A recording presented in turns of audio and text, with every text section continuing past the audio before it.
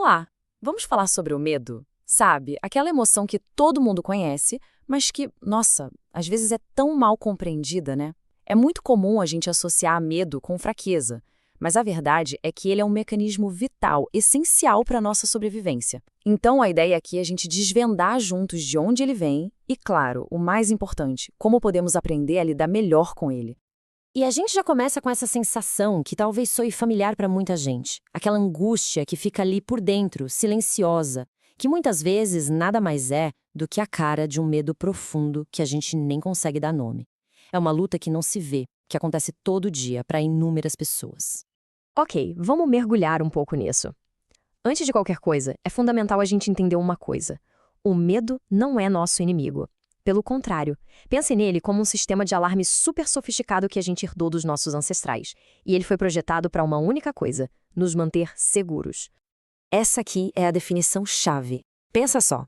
Não importa se é um carro vindo na sua direção ou aquela ansiedade antes de uma apresentação importante. A reação do corpo é a mesma: se preparar para agir.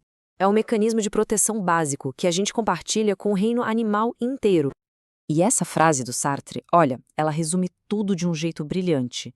Sentir medo faz parte do pacote de ser humano. Coragem não é não ter medo, é agir apesar do medo. Então, o primeiro passo é normalizar essa emoção, sabe? Em vez de brigar com ela, a gente precisa entender. Agora a gente vai para a parte mais fascinante. O que acontece dentro do nosso corpo quando esse alarme dispara? A neurociência nos dá um mapa incrível de toda essa reação.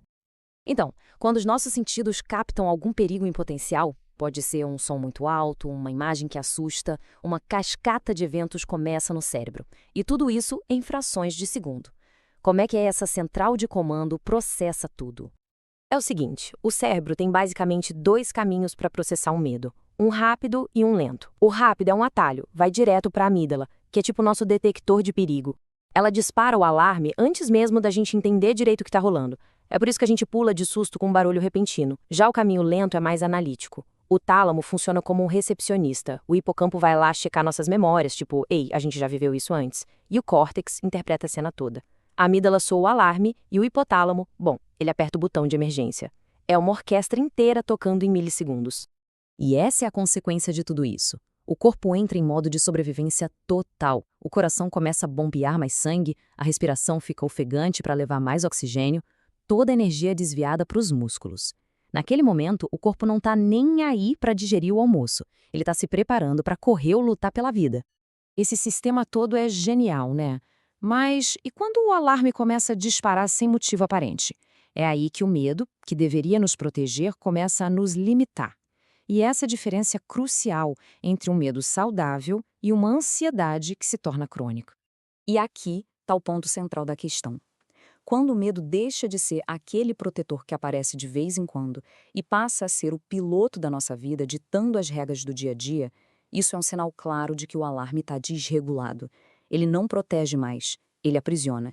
Essa comparação aqui deixa a diferença bem clara. O medo é uma resposta a um perigo real, concreto. Já a fobia é um medo intenso, irracional de algo que, na verdade, representa pouco ou nenhum perigo. A resposta é totalmente desproporcional e pode ser paralisante. Ok, já entendemos o problema. A boa notícia é que dá, sim, para recalibrar esse alarme. Vamos ver agora algumas estratégias bem práticas e acessíveis para a gente começar a retomar o controle. Olha, essas são ferramentas que podem ser usadas na hora, no momento da crise. A respiração consciente, por exemplo, é incrível. Ela envia um sinal para o cérebro de que não há perigo iminente, ajudando a desligar a resposta de luta ou fuga. Colocar os sentimentos no papel também ajuda a organizar os pensamentos e a diminuir o peso da emoção. Mas, às vezes, só essas estratégias do dia a dia não dão conta. E tá tudo bem com isso, viu? Procurar ajuda profissional é, na verdade, um grande sinal de força e de maturidade emocional. Vamos dar uma olhada em duas abordagens terapêuticas bem importantes. Essa frase resume perfeitamente a ideia de que alguns medos têm raízes muito, muito mais profundas. Eles não são só uma reação a um gatilho, às vezes são ecos de experiências passadas, de conflitos internos que precisam ser escutados com atenção. Então, aqui a gente tem dois caminhos muito poderosos. A psicanálise, ela vai buscar a raiz e o porquê daquele medo, mergulhando na nossa história pessoal.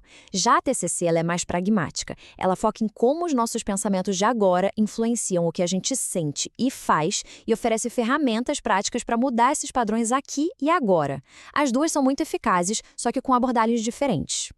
E isso nos leva a uma das maiores barreiras, talvez o maior medo na hora de buscar ajuda. O medo de não saber o que dizer, de não ter as palavras certas para explicar a dor que se sente. A resposta para essa dúvida é, na verdade, muito libertadora. Não precisa ter um roteiro pronto, um discurso ensaiado.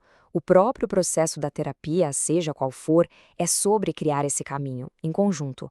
O simples ato de começar já é o primeiro passo, e o mais importante. No final, entender o medo não é sobre eliminá-lo, mas sim sobre aprender a caminhar com ele, sem deixar que ele decida a direção da nossa vida.